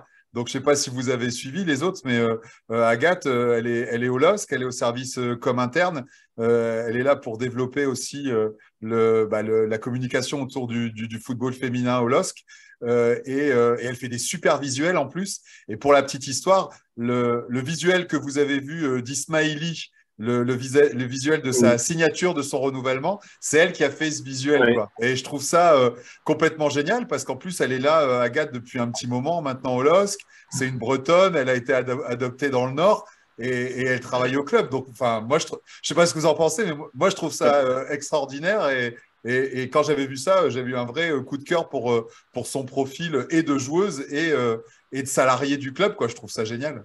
Je pense que Arnaud peut peut-être ajouter quelque chose. Il connaît Oui, Agathe. bien sûr. Mais Agathe travaille aussi pour Pédiconfort, qui est une petite entreprise. Donc, en fait, elle a un triple cursus. Elle est, c'est quelqu'un qui est toujours en demande de mission complémentaire, qui est très, très investi, qui fait un super boulot chez nous. Elle nous a fait exploser les résultats sur les réseaux sociaux. Je plus sois à 100%, Julien, ce que tu dis. C'est une personne formidable qui s'est très, très bien intégrée dans l'équipe, qui n'a jamais joué au sein de l'équipe d'un statut un peu plus connu, etc., qui s'est intégré très, très facilement, qui est une belle personne et une belle professionnelle. Et une belle joueuse. Et une belle joueuse. Alors, quand même. Pas qu'un peu, et pas qu'un peu. On a Capenoul qui doit être bien renseigné, qui dit normal, Agathe est bretonne, donc ce qui explique effectivement ses multiples talents. Mais je sens un certain parti pris géographique dans ce commentaire. Alors, sur cette nouvelle saison, Arnaud, justement, en tant que supporter, comment tu la vois arriver? Parce que pour résumer, alors vous m'arrêterez si je me trompe, en D1, le niveau monte d'un cran. Il y a deux mastodontes, c'est Paris et l'Olympique Lyonnais, ou plutôt l'Olympique Lyonnais et Paris. Il y a également le PFC, Paris Football Club, qui est au classement, qui a terminé 3e, alors un peu décroché, mais à un niveau 42 points, alors que les deux premiers avaient 61 et 55 points. Ensuite, on a un groupetto de milieu de classement et des équipes qui étaient un peu plus faibles. Comment peut se situer le LOSC, Arnaud, selon toi, dans ce futur classement l'année prochaine? Pour moi, il y a un modèle à suivre. En tout cas, c'est sur ce que j'ai vu la saison dernière, c'est Le Havre qui était promu, qui était en course avec nous pour monter il y a 2 ans. C'est lui qui a remporté la timbale et qui a fait une très belle saison en D1. Ils ont réussi à battre des records, je pense, pour des promus d'ailleurs l'année dernière, avec quelques anciennes lilloises d'ailleurs dans l'effectif. C'est une très belle équipe et je pense qu'ils ont trouvé dans leur recrutement un excellent dosage aussi entre d'anciennes joueuses de D1, des bonnes joueuses de D2. Moi, mon espoir, effectivement, c'est plutôt qu'on aille chercher ce genre de résultats l'année prochaine. Ce serait absolument formidable parce que, Rachel l'a bien dit, en quelques semaines, on remet tout en jeu. Et c'est quelque chose d'à la fois excitant, de stressant. Enfin voilà, je pense qu'il faut le prendre très, très positivement parce que c'est un enjeu. On est tous des compétiteurs dans le club. Mais ouais, je pense que Le Havre, c'est un bel exemple. Je ne sais pas ce que tu en penses, Rachel. Complètement, je te rejoins Arnaud. Le Havre est un bel exemple parce que ils n'ont pas non plus tout déstructuré. Au contraire, ils ont fait des recrutements intelligents. Ils ont réussi aussi à maintenir un peu ce qui a fait leur force sur le championnat des deux dans leur façon de jouer, dans le projet de jeu, tout en apportant des profils un peu différents qui venaient bonifier ça. Maintenant, si on peut se maintenir le plus vite possible la saison prochaine, un peu à l'image de ce que Le Havre a fait, nous on signe tout de suite. Pour avoir vécu ces saisons-là avec d'autres clubs quand j'étais joueuse, c'est des saisons, comme Arnaud l'a dit, excitantes, mais aussi très stressantes et très pesantes sur le plan émotionnel et charge mentale. Donc il faudra qu'on soit nous en capacité de faire bonne figure dès la première partie de saison, parce que je prends l'exemple de Guingamp. Guingamp, malheureusement, a mal démarré le championnat cette saison. Elles sont réveillées, heureusement pour elles, en deuxième partie. Mais en fait, il faudrait que je ressorte les statistiques de cette équipe-là. Mais sur tous les matchs allés, je crois que c'est une victoire et un nul. Et derrière, c'est que des défaites. Donc, à ce moment-là, vous avez le groupe qui est en train de se déchirer. Vous avez des tensions à l'intérieur de l'équipe qui font qu'à un moment donné, vous avez l'impression que c'est plus possible. Ils ont quand même malgré tout réussi à trouver les ressources pour aller chercher ce maintien. Mais en tout cas, s'il fallait s'appuyer sur une équipe, c'est Le Havre. Et je vous dis, j'ai eu la chance de vivre ces saisons-là aussi bien avec le LOSC qu'avec d'autres clubs amateurs. Et on sait que voilà, la saison elle va être longue, mais en fait, on a envie de se maintenir le plus vite possible. Donc, il faudra faire les résultats dès la première partie de saison et pas attendre le dernier sprint. Alors justement, pardon. Oui, justement, on est à l'intersaison. Le groupe va être constitué, je pense que vous êtes en plein travail de recrutement, d'organisation. Quelle est la stratégie de ce mercato? C'est-à-dire un peu comme l'année dernière, on renforce ponctuellement ou il y a un grand chamboulement parce que la montée en D1 nécessite effectivement une mise en place d'une nouvelle structure en fait, qui puisse faire bonne figure dans ce nouveau championnat? Il y a une volonté de maintenir ce qui a fonctionné parce qu'il ne faut pas non plus tout enlever. Il y a des choses et des joueuses qui ont confirmé. Maintenant, il faut aussi apporter une plus-value et d'autres profils pour pouvoir encaisser l'adversité et gérer la difficulté de championnat de D1. On est en train de travailler dessus. Après, ce n'est pas chose facile puisque tous les mercatos sont difficiles, mais quand on est une équipe promue en D1, c'est encore plus difficile parce qu'il faut réussir à convaincre qu'on va réussir à se maintenir, contrairement au Havre qui a une longueur d'avance sur nous, qui a déjà fait ses preuves dans cette volonté de se maintenir. C'est une difficulté en plus pour nous, club promu. Ça va être aussi le cas pour Saint-Etienne. Mais il y a une volonté, comme tous les ans, de se renforcer et de continuer à faire évoluer le projet de jeu et le projet du club au niveau du secteur féminin. Maintenant, j'espère qu'on arrivera à bâtir la meilleure équipe possible parce que c'est important d'avoir une équipe forte quand on a des objectifs sportifs très clairs et très identifiés. Mais voilà, ce n'est pas une période facile, mais en tout cas, on est en train de travailler dessus pour nous permettre d'avoir un beau visage la saison prochaine. Rachel, sans révéler de grands secrets, comment on fait justement pour attirer ces bonnes joueuses qui ont de l'expérience en première division au LOSC? On a bien compris que ce ne serait pas le salaire. Donc, qu'est-ce qu'on met en avant? Je me souviens cette année d'avoir entendu certaines de tes joueuses qui parlait de l'amélioration des structures et que le fait d'être dans de bonnes structures à Lille pouvait aussi faire la différence. Ça rentre en ligne de compte, ça justement, le fait que vous soyez stabilisé au stadium, que les infrastructures soient meilleures maintenant? Oui, c'est un élément important. Bon, même si tout à l'heure, le président le disait, on a quelques interrogations vis-à-vis du stadium par rapport à la Coupe du Monde, à l'arrivée de la Coupe du Monde aussi. Mais en termes de qualité d'infrastructure, on a de bons retours des joueuses. Et vous savez, dans le football et dans le football féminin, ça va très vite. Les messages passent très vite auprès des autres joueuses. Donc ça, c'est un élément fort. On a aussi besoin, quand on est joueuse de D1 confirmée, de présenter un projet, une structuration de projet qui soit le plus ambitieuse possible. Il y a ça, il y a aussi la partie financière qui rentre en compte. Faut pas se mentir aussi. C'est un critère aussi important pour, en tout cas, toucher ce genre de public-là. Après, à l'image du Havre, ils n'ont pas non plus recruté beaucoup de joueuses de D1 confirmées. Ils ont réussi à recruter des très bons éléments en D2, dont 2 de chez nous à l'époque, Elisor et De Meyer. Ouais. Et au final, ils ont fait une très bonne saison. Donc, il faut réussir à maintenir la cohésion qu'on a réussi à mettre en place cette saison, tout en bonifiant par le profil sportif certaines joueuses, et ce groupe. Et en même temps, en fait, rester dans des profils qui vont répondre au projet de jeu que moi je souhaite en D1 Arkema. Donc, il y a beaucoup de paramètres, beaucoup de détails sur lesquels on réfléchit au quotidien. Mais c'est clair que, pour en revenir à la question, la structuration, la stabilité, les conditions de travail sont des arguments incontournables maintenant dans le football féminin. Et donc, ouais, la stabilité, est-ce que finalement, c'est peut-être pas toi qui le dira le mieux, mais est-ce que c'est pas toi qui l'incarne, le fait que tu es re-signé et que ce soit toi la coach qui a été joueuse, qui est coach aujourd'hui, qui a porté ce projet depuis 3-4 ans maintenant? Est-ce que ça joue pas justement là-dessus? Et alors, quand je dis ça, Patrick, il est intimement associé à ça, puisque c'est lui qui te choisit. Donc, est-ce que ça joue pas cette stabilité-là du coach?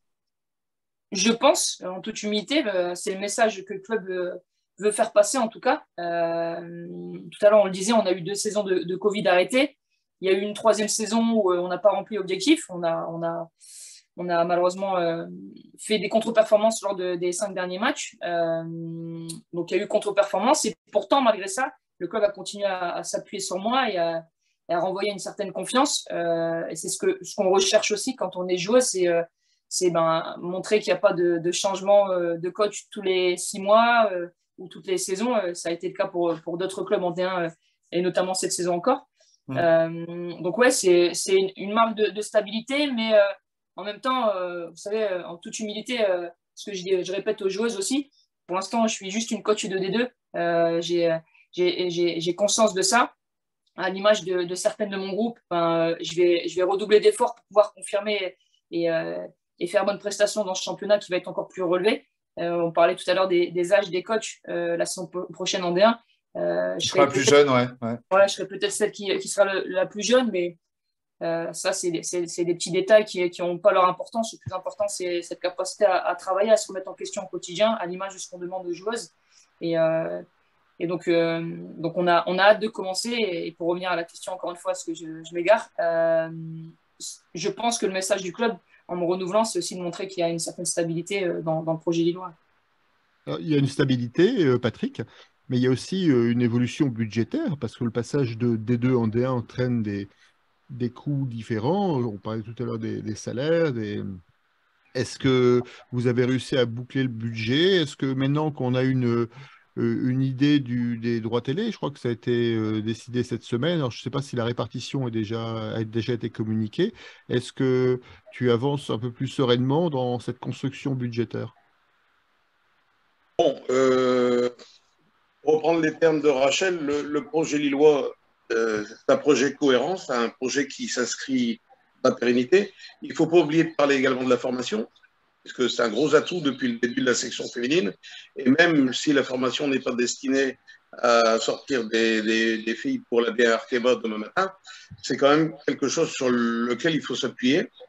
Alors, ce projet cohérent, ambitieux et pérenne n'est pas forcément un projet de multimillionnaire. Ce que je dis souvent, le fait d'avoir conquis cette place en D1 Arkema ne nous permet pas de gagner l'euro million, ça n'a rien à voir. Il ne faut pas que les agents des joueuses et le public confondent tout. On donne connaissance des budgets moyens de D1 pour des clubs qui nous ressemblent. Et c'est cet exemple-là qu'il faut suivre. Alors, évidemment, comme disait aussi Rachel, en faisant attention aux infrastructures, en les améliorant, les conditions d'accueil, etc. Et dernière chose, parmi les réformes mises en place par la fédération, là, récemment, qu'on a voté à l'Assemblée générale du 10 juin, figure la licence club, et notamment la licence excellence, qu'on va essayer de décrocher, et enfin, de toute façon, il le faut.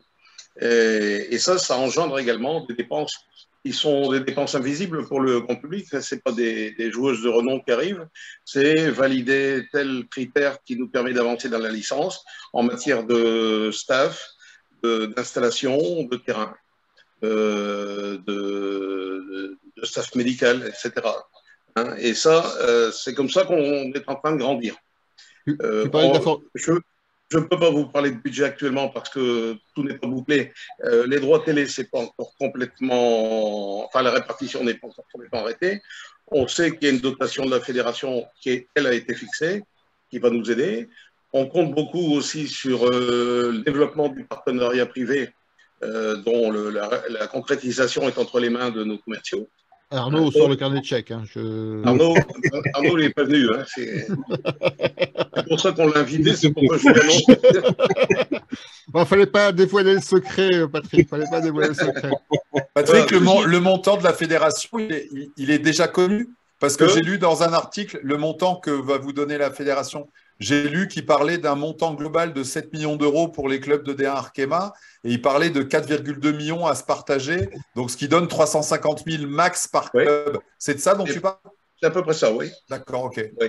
Auxquels viendront s'ajouter les droits télé quand ils seront connus. Ok. C'est important pour les gens qui nous écoutent d'entendre 350 000 max par club. Quand chez les mecs, on parle de 25-30 millions par club. Voilà, enfin, c'est bien pour remettre en perspective. On est sur un fois 100, quoi. Non, même si on n'a pas encore le montant du chèque d'Arnaud, mais on n'a pas. Fois 100, Arnaud. C'est ça qui va nous permettre de boucler le recrutement, c'est quand Arnaud a envoyé son chèque. Alors, non, mais je veux dire, pour en faire une autre comparaison avec le football anglais que je connais bien, même le féminin, bon, bah, là-bas, c'est 10 millions de droits télé. C'est pas. Voilà. Il y a un fossé qui continue de se creuser. Heureusement, maintenant, la fédération a commencé à bouger sous l'impulsion de Jean-Michel Aulas. Et je dirais que Philippe Diallo, le nouveau président, n'est pas étranger non plus au mouvement. Mais c'est une machine qui se met en route avec, à mon avis, une petite dizaine d'années de retard. Le modèle anglais, pour toi, c'est le bon modèle parce que c'est un modèle quand même de ligue un peu fermée dans le sens où elle est complètement liée aux mecs. Donc, c'est chouette parce que Chelsea, Arsenal, Manchester, ils ont des équipes féminines. C'est ça le championnat et il y a du monde dans les stades. Mais en même temps, c'est pas le modèle le plus sportif possible, quoi. À quel point de vue? C'est pour un club amateur, ça va être plus dur de monter puisque si tu n'es pas représenté au niveau des masculins, tu ne peux pas aller dans la division féminine, la première division. C'est ça ou j'ai pas compris le modèle anglais? Non, mais il n'y a plus. Là, je suis en train de. Moi, j'ai compris que c'était une ligue fermée et où la première division anglaise féminine, elle était calquée sur la première ligue masculine. Oui, mais elle n'est pas fermée. Elle n'est pas fermée, d'accord, ok. Non, il y a des descentes, il y a des descentes et des montées. D'accord. Voilà. Donc, ce que je voulais dire par là, c'est que ce que les Anglais font, ils font avant tout parce qu'ils sont Anglais. Il y a un problème de culture qu'on n'a pas, mais il faut tendre de plus en plus vers la professionnalisation. Et on parlait, si en Angleterre, il n'y a pas de club amateur, on les retrouve quand même en 3e, 4e division. C'est un petit peu à l'origine de la création de notre D3, qui va voir le jour l'année prochaine, et qui est faite pour recueillir ces clubs amateurs, pour la plupart pionniers, méritants, comme les Soyaux, les Iser, Vandenheim, etc., et dont la présence en D1 ne peut plus justifier dans la progression qui est en marche. Alors, il y a Stéphane Elbeck qui pose une question. On parlait tout à l'heure d'excellence. Ça peut être un lien direct ou indirect. C'est la Fédération française a annoncé la création de centres de formation féminins agréés. Tu parlais tout à l'heure de la formation qui était un axe de développement pour le LOSC. Qu'est-ce qu'il en est au LOSC? Est-ce qu'on fait partie Ah, des élus ou c'est un ça, dossier en cours? ça fait partie d'une autre licence club. Nous, on a commencé à travailler sur la licence excellence. Ensuite, après, avec une présence en D1 Arkema d'au moins 1 an, on pourra justifier, si on le souhaite, d'essayer de remplir les critères de la licence club élite à ce moment-là, qui permet de gérer un centre de formation féminin. On n'en est pas encore à cette étape-là. Même si on peut considérer qu'on a un centre de formation qui fonctionne. D'accord, donc c'est un objectif, mais à terme, pour développer effectivement encore davantage la formation. Alors, beaucoup en parlent sur les réseaux. Donc, effectivement, les droits télé ont été attribués cette semaine. Donc, je vais parler sous le contrôle des spécialistes, hein, si j'ai bien compris. Les 2 matchs principaux de chaque journée sont diffusés sur Canal+, avec un le vendredi et un le dimanche soir. Et le reste est diffusé sur Dailymotion. Et à côté de ça, il y a France Télévisions et M6 qui ont récupéré les droits de l'équipe de France hors événement Coupe du Monde. Il reste encore à attribuer les droits de la Coupe du Monde. Pour l'instant, aucune chaîne de télé française n'a accepté de prendre les droits de la Coupe du Monde qui se déroule au mois de juillet, si je ne dis pas de bêtises, en Australie et en Nouvelle-Zélande. Je n'ai pas dit trop de bêtises, c'est bon? C'est bon, mais je suis moins sûr sur la date. Alors, est-ce que justement, alors même si ça risque de ne pas être télévisé, est-ce que cette médiatisation liée à la Coupe du Monde, cette montée en D1, ça ne peut pas la mettre un peu plus en lumière, bien sûr, si les matchs sont télévisés? Est-ce que c'est un environnement qui rentre dans vos analyses et dans vos perspectives? Alors, je parle peut-être au sponsor qui est Arnaud. Est-ce que ça rentre en ligne de compte ou finalement pour toi, c'est un sponsor plaisir, quoi, finalement? Non, bah, c'est un sponsor. La Coupe du Monde, en fait, moi, j'ai pas de grand espoir. Enfin, on a eu l'opportunité, je pense, qui a été ratée il y a quelques temps quand la Coupe du Monde s'était déroulée en France. Je pense qu'on est passé à côté de l'opportunité d'enchaîner au niveau des instances avec beaucoup de communication positive.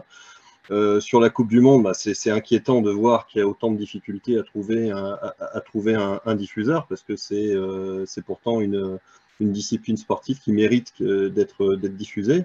Ensuite, j'ai bon espoir quand même qu'il y ait un relais médiatique suffisant pour reprendre maintenant ma casquette de sponsor. Alors, c'est quand même parce que si c'est la Nouvelle-Zélande, on parle des matchs à 6h du matin. Ouais, c'est ça. Bah oui, ça joue forcément. Ouais. Ça joue forcément. Et ensuite, bah, c'est plutôt des matchs en différé ou ce genre de choses-là qui peuvent faire la différence. Ensuite, moi, je suis beaucoup plus dans mon sponsoring, beaucoup plus attiré par le football des footballeuses du LOSC, étant donné que nous, on met en place en fait des co-constructions de collections capsules avec les joueuses.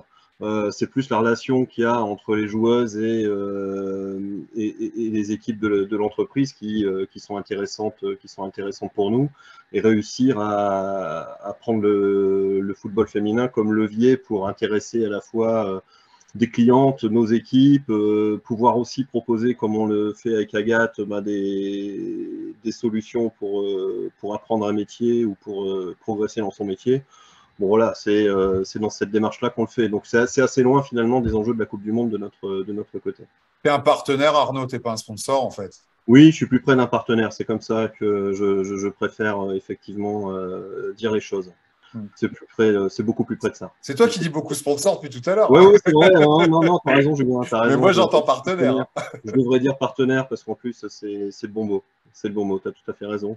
Et c'est ce qui nous permet effectivement d'avoir, de se dire comment on peut aider le club, comment dans d'autres moments. Enfin voilà. Nous, on est arrivé, si tu veux, Julien, la première année après la descente. Donc, on faisait partie de ces sponsors qui sont rentrés au moment où il y a eu la D2. Et on a continué à suivre pendant le Covid, etc. Donc c'est vraiment plus un partenariat qu'un sponsoring. C'est pas un fusil à un coup. C'est pas un fusil à un coup. Lorenzo, est-ce que tu veux réveiller le Candide qui sommeille en toi pour poser une dernière question? Plus que ça, je dirais que le fait de maintenir l'entraîneur, c'est quelque chose qui lie soit l'équipe féminine que l'équipe masculine. Donc, c'est bien, ça montre un peu l'idée de stabilité du club, de vouloir avancer, que ce soit dans le domaine du football féminin même du football des mecs. Donc, franchement, en général, je dirais que je trouve que cette volonté de continuer de grandir en général, que ce soit, c'est bien pour le club. Donc, c'est bien. Hein. Enfin, bon, voilà, je le mets en comparaison. Voilà, Rachel a gagné la D2, donc c'est juste que voilà, la prolonger, de continuer, que le club soit non à un équilibre sur ça. Bah voilà, je le lis aussi au résultat que les mecs ont eu avec Fonseca. On a lu ce qui s'est passé pendant cette semaine, donc même cette volonté-là du club de dire voilà, nous on continue sur les idées qu'on a eues, je trouve que c'est bien. Donc c'est plutôt une réflexion qu'une question. Voilà. Donc tu compares Rachel à Fonseca. Ça m'évoque une question, Rachel. Est-ce que tu as eu l'occasion cette saison de le rencontrer pour parler football, justement, parce que souvent, ce qu'on dit, c'est que l'équipe pro masculine, alors évidemment, c'est le porte-drapeau, mais c'est aussi une identité de jeu qui parfois infuse, tu sais, dans les catégories de jeunes, etc. Et on sait que, par exemple, à l'arrivée de Bielsa, c'est ce qui avait été vendu. On va faire une identité de jeu commune qui va descendre, machin. On a failli descendre. On a failli descendre. L'identité de jeu, elle est bien descendue. Ouais. Est-ce que tu l'as croisé? Est-ce que vous avez pu échanger là-dessus sur le football, vraiment, sur du foot pur? Non, malheureusement, non. On a réussi à se croiser lors de la cérémonie des vœux en décembre, mais on n'a malheureusement pas l'occasion de se croiser. Nous, étant situés au stadium et lui à Luchin, on se croise pas très souvent. Mais c'est peut-être, pourquoi pas, un objectif la saison prochaine pour échanger sur les idées de jeu. Mais j'ai la chance de pouvoir regarder et suivre les pros au quotidien comme vous aussi sur les matchs. Et, on a des échanges parfois aussi avec le centre de formation. Mais le bâtiment des pros est un peu plus éloigné de nous. Et pour l'instant, je n'ai pas encore eu la chance d'échanger avec Francisco. Il y a Stéphane qui dit, attention, j'ai entendu dire que l'OM féminin s'intéressait à Rachel. Alors Rachel, est-ce que tu as discuté avec l'OM? Est-ce que tu en as parlé à Patrick? C'est peut-être pour coacher l'OM masculin. Il cherche aussi un entraîneur. C'est vrai, il y a toujours un trou. Bien sûr. Non, si je peux me permettre, tout à l'heure, tu disais qu'on pouvait comparer Rachel à Fonseca. C'est plutôt Fonseca qu'on peut comparer à Rachel. Hein. Les résultats ils sont excellents. Enfin voilà, il y a un vrai savoir-faire, une vraie performance. Moi, je trouve je trouve que ça dommage, pour revenir à ce que disait Rachel, qu'il n'y ait pas plus d'échanges effectivement au sein du club entre les deux sections en tout cas. Vu qu'on parle de ça, alors je vous pose une question, je la fais maintenant. Et moi, je n'ai pas regardé les matchs du LOSC féminin cette année. Si Rachel veut répondre, ou ceux qui suivent l'actualité, bah, en gros, c'est quoi ton idée de jeu? Ça joue comment ton équipe? Tu voudrais montrer quoi quand tu vois ton équipe jouer? Voilà, c'est quoi tes idées par rapport à ça? On essaie d'être sur un jeu attractif, aussi comme les garçons. On essaie d'être sur un jeu de possession, malgré les enjeux qu'il y avait cette année au niveau sportif et le fait de devoir monter absolument. On est resté sur des idées de jeu où on a demandé aux joueuses de jouer, d'être sur des intentions d'une équipe qui possède, d'une équipe qui pose des problèmes et surtout d'une équipe très offensive. Ça a été un peu le mot d'ordre depuis 3 saisons là. Et comme on a réussi à maintenir certains profils, du coup ça a été beaucoup plus facile pour assimiler ce projet de jeu. Après, en toute sincérité, moi je m'inspire de ce que je vois chez les garçons. Pour l'instant, je ne m'inspire pas de ce que je vois chez les féminines. Ça sera peut-être le cas dans les années à venir. Mais je regarde beaucoup de matchs masculins, et notamment notre équipe masculine. Je regarde aussi des matchs internationaux et je prends ce que je peux prendre tout en régulant sur les profils de joueuses que moi j'ai.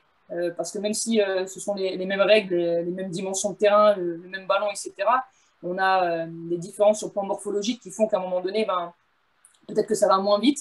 Peut-être que c'est moins puissant chez nous, mais justement, du coup, je pense que le football féminin est très approprié à ce jeu de possession, à ce jeu de position qui permet du coup aux joueuses qui le pratiquent de prendre beaucoup de plaisir.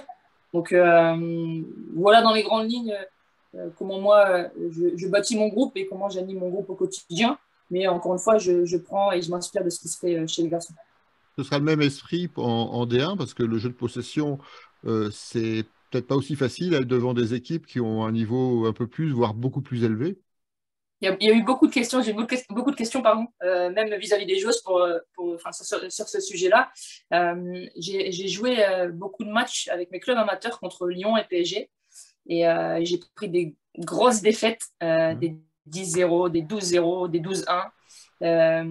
Avec des projets de jeu où on était sur des blocs bas, où on était sur 5 défenseurs, où on était sur une volonté de laisser le ballon à l'adversaire et de passer notre temps à courir après le ballon face à ces grosses écuries-là.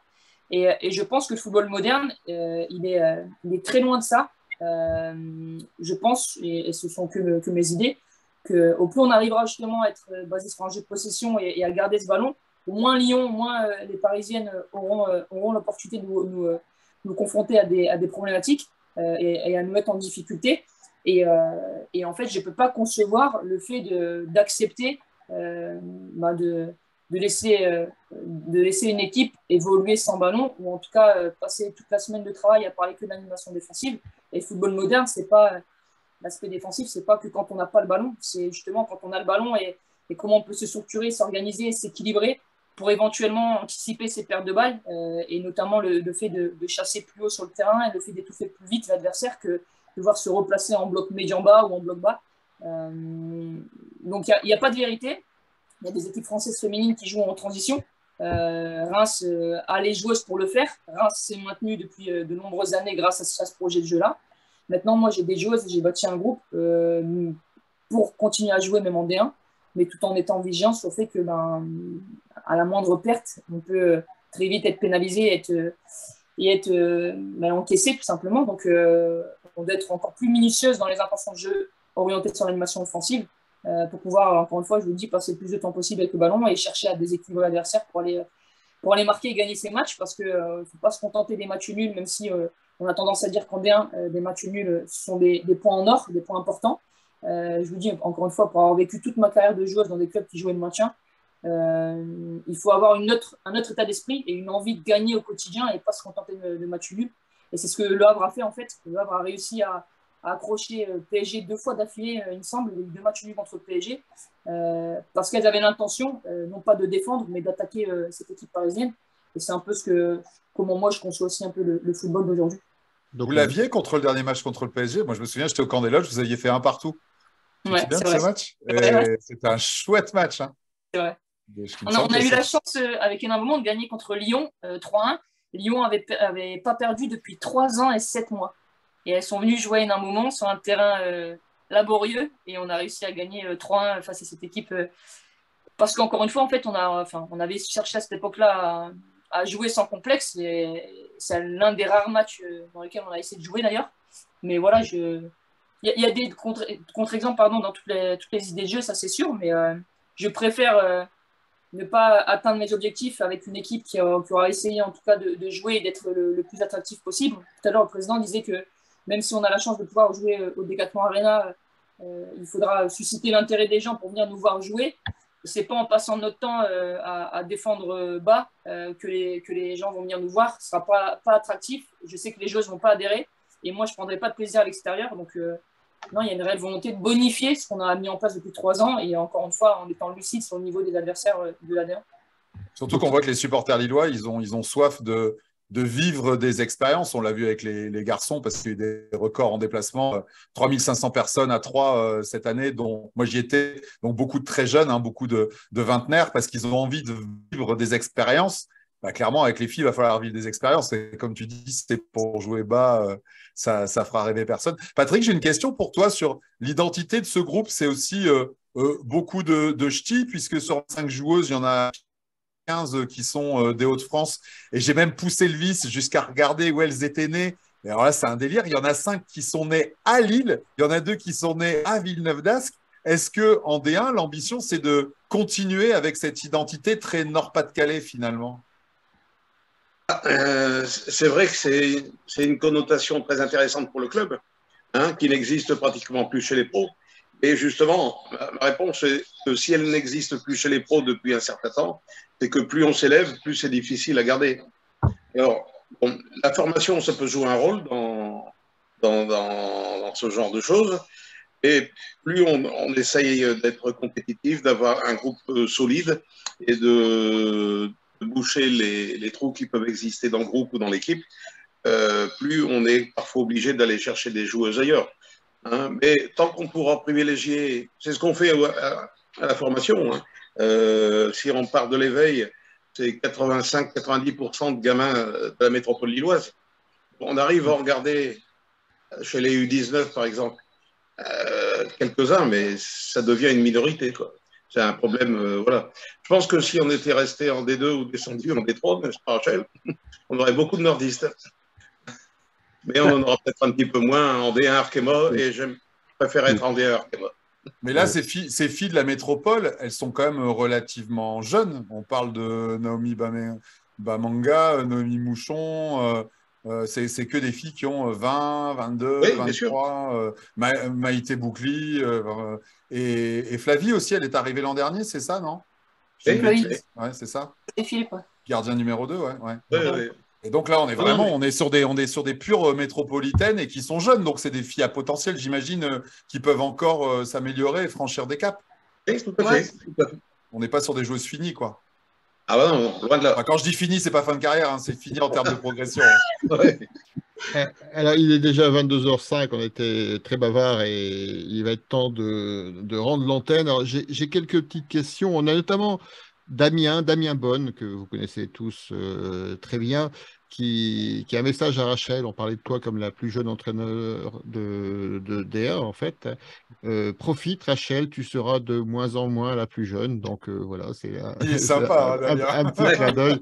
Alors, Damien, Merci, j'en profite d'ailleurs de la page Drogue, bière et complot contre le LOSC, dont nous sommes tous fans ici au Bistrot d'Aélos, qui a coécrit avec Maxime Pousset le livre Lille, j'ai un trou de mémoire, sur le titre de l'OLEL en 1933, tout à fait. Donc je suis en train de chercher le titre, c'est L'île capitale du foot français. Voilà. Capitale du foot français. Ouais. Donc, à cette occasion, Patrick, tu dois savoir que nous avions lancé une pétition pour demander la réunification des titres du football lillois. Elle est à ta disposition. On n'a pas atteint les 1000 signataires, mais on a un petit millier, je crois que c'est 970, un truc comme ça, signataires. T'en feras ce que tu veux, ce que tu peux. Je ne sais pas s'il y a un objectif ou s'il y a une réelle opportunité pour ça. On a fait un peu de buzz, notamment pour le bouquin, c'était ça l'essentiel. Donc voilà, on t'offre ces 970 signatures et tu en feras C'est ce que gentil, tu voudras. c'est gentil François. On tâchera d'en faire quelque chose d'utile.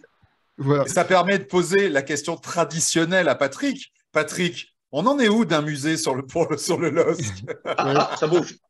Oui, à chaque émission. Il y a eu notamment, à l'occasion de la sortie du bouquin, il y a eu l'exposition à la mairie de Lille qui était pas mal. Je ne sais pas s'il y a eu un gros succès populaire, mais je pense que oui. Il y avait, en tout cas, beaucoup de gens sur les réseaux ont partagé leur visite. Il y a des choses. Donc, ça relance ce fameux sujet du musée du LOSC. Je pense que tu es toujours. Bon, alors, le musée du LOSC, je ne peux pas en dire grand-chose, sinon que ça bouge. Deux choses que je peux vous dire. J'ai visité des locaux il y a environ un mois. Je ne vous dirai pas où non plus parce qu'ils ne nous appartiennent pas. Mais on est bien parti sur ce plan-là. Si on va au bout de la réflexion, les locaux existent dans une dimension largement suffisante et d'un accès intéressant. Et la dernière chose, et ce qui va intervenir dès la rentrée, on m'a demandé de créer une commission musée à l'intérieur du club. Donc voilà, le dossier va s'ouvrir. Ouais, le dossier se Ça devient concret. Comment ? Ça devient très concret, là. Tu parles de murs oui, et tu jusqu'à parles présent, de commission musée. J'avais un dossier sous le coude, maintenant je peux l'ouvrir. Ah, génial. Ouais. On sera derrière toi, hein, Patrick, on poussera fort. J'aurai besoin de beaucoup de monde. Des supporters et des partenaires, Arnaud. Qu'est-ce que tu penses Arnaud, de cette nouvelle? déjà signé. C'est déjà signé. On est voilà. Il y a déjà des gens qui demandent s'il y aura une tireuse à bière au musée. Pas une. Stéphane qui demande ça. Ah, oui. Une, c'est faiblard. Pourquoi une? Pourquoi une? C'est vraiment la question est limite insultante. Hein. De toute façon, si tu fais un musée, il n'y a pas de LOSC sans brasserie au départ. Donc, l'histoire du LOSC, c'est l'histoire des brasseries. Hein. Faut pas oublier qu'Henri Jory, c'était le brasseur. Exactement. Donc, on est obligé. Voilà, donc il est déjà tard. Je vous propose de bientôt rendre l'antenne. Alors peut-être un mot de conclusion pour nos trois invités. On va commencer par toi, Rachel. Quelle conclusion, quel message tu voudrais passer aux supporters pour cette prochaine saison? Déjà, je voudrais les remercier parce qu'on l'a dit tout au long de l'émission, on s'est senti soutenu et accompagné et ça a commencé à prendre forme au fur et à mesure de nos prestations positives au stadium parce que vous l'avez bien cité aussi, on n'avait pas de lieu de résidence, de compétition au début de saison et donc c'était difficile. Et à partir du derby, à partir du mois de janvier, on a vu de plus en plus de monde venir nous soutenir et pour avoir échangé longuement avec les joueurs, ça a été l'un des points forts de la saison. Depuis 2015, je suis dans ce projet lillois féminin et on n'a jamais eu autant d'engouement que cette année. Pourtant, on était qu'en D2. Et donc, du coup, ça me permet de rebondir pour la saison prochaine en les invitant, les conviant à continuer à venir nous soutenir, à nous pousser parce que les matchs sont encore plus importants et plus difficiles la saison prochaine. Le championnat de D1 est très relevé, encore plus avec la réforme des licences clubs qui arrive. Tout le monde doit se structurer davantage et donc, du coup, on va être confronté à un championnat plus relevé que les années précédentes. Et tant mieux, mais voilà, on aura besoin de leur soutien et j'espère qu'on pourra compter sur eux dès la reprise du championnat qui aura lieu le 16 septembre. Arnaud, en tant que partenaire, est-ce que tu as un message à faire passer à des futurs collègues partenaires ou sponsors pour t'éviter d'avoir à faire un chèque d'un montant trop important au début de la saison prochaine? Bah, tu sais me motiver, tu sais les mots justes. Ouais, non, mais déjà, on a une très belle équipe. Comme le disait Rachel, il y a une dynamique populaire qui se crée autour de cette équipe. On l'a vu aussi sur les réseaux, finalement. Hein. Il y a eu aussi sur les réseaux beaucoup plus de relais que les saisons précédentes. On en a parlé un peu lors du match quand on évoquait le match de Lens, mais on a aussi une qualité de jeu qui était. Il y a un vrai projet de jeu. Rachel en parlait tout à l'heure en disant qu'elle s'inspire du football masculin, mais par exemple les relances courtes qui ont fait tant râler une partie du public quand Lucas Chevalier les faisait, c'est voilà, Elisa Launay, c'est beaucoup de relances courtes également.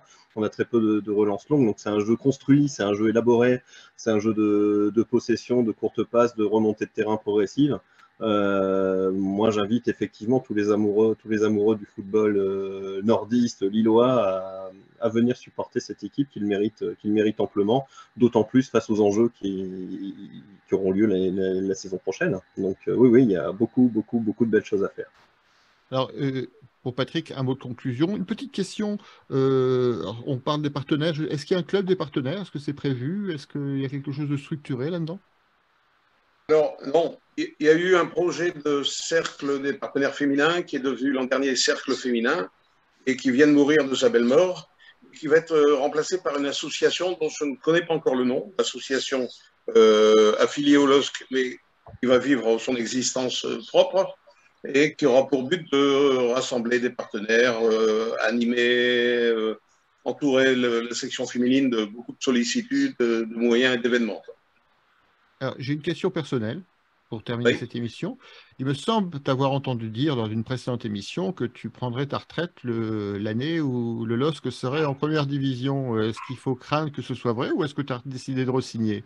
Non, ce n'était pas lié à la montée, bien que ce soit une excellente chose. Non, j'avais envisagé de prendre un peu de recul. Finalement, pour faire court, le problème de la succession s'est posé d'une mauvaise manière avec mon successeur, qui n'est plus là. Et donc, je vais aller, si la santé le permet, jusqu'au bout de mon mandat.